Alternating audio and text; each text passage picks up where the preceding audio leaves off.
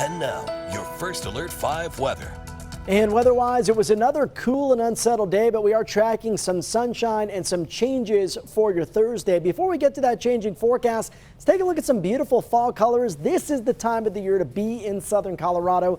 Many of our viewers taking a road trip up to the fluorescent fossil beds. This photo coming in from Linda Watkins. This one from Rita. Check out the colors, lots of gold, some oranges as well. I haven't been up there in a week or two, but I've been told it's been a little bit of a late start, not quite as vibrant as years past. But if you have yet to make that trip into the mountains, you still have another week or two to go before things start to change and the leaves begin to fall off those trees. Right now in the spring, seeing a little bit of sunshine mixed with mostly cloudy skies. Outside temperature still on the chilly side of average at about 64 degrees. Pueblo, we're still mostly overcast after getting some much needed rainfall this morning in the Steel City, where the current temperature is 66 degrees. So the area of low pressure that brought us the rain throughout the weekend and into the day Monday and Tuesday, that's now pushed off to the east into parts of the central and northern plains. We have this new developing area of low pressure over New Mexico. Good spin out there on the satellite radar. That's sending that moisture well into southern Colorado, whereas northern parts of the state are staying dry this afternoon. As we make our way into Thursday, drier air expected to punch in as that low actually moves against the standard westerly flow.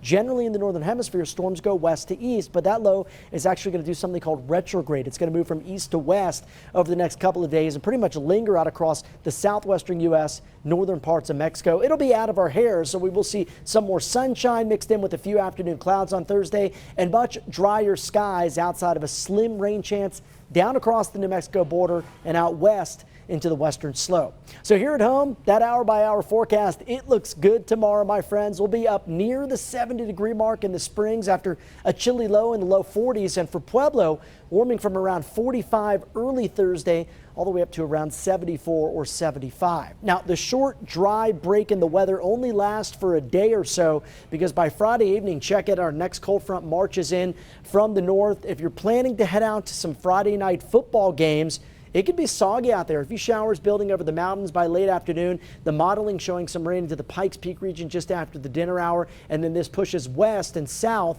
down into Pueblo County in the Arkansas River Valley as we make our way into late Friday night. Overnight lows tonight, they will be coldest in the mountains. 30s expected in the high country, 40s for most everyone else. Highs tomorrow just a couple of notches warmer than what we saw today. Near seasonal averages, we'll say, for this time of the year. We shave off about 7 degrees Friday. Rain chances do increase later in the day and into the evening hours, up as high as around 30% here into the Pikes Peak region. And then again, some drier air and a cold start to the weekend. We're down to around 37 degrees Saturday morning with 60s returning through the weekend and into early next week. For Pueblo, I've got us in the 70s on Thursday. We're cooler Friday to Saturday.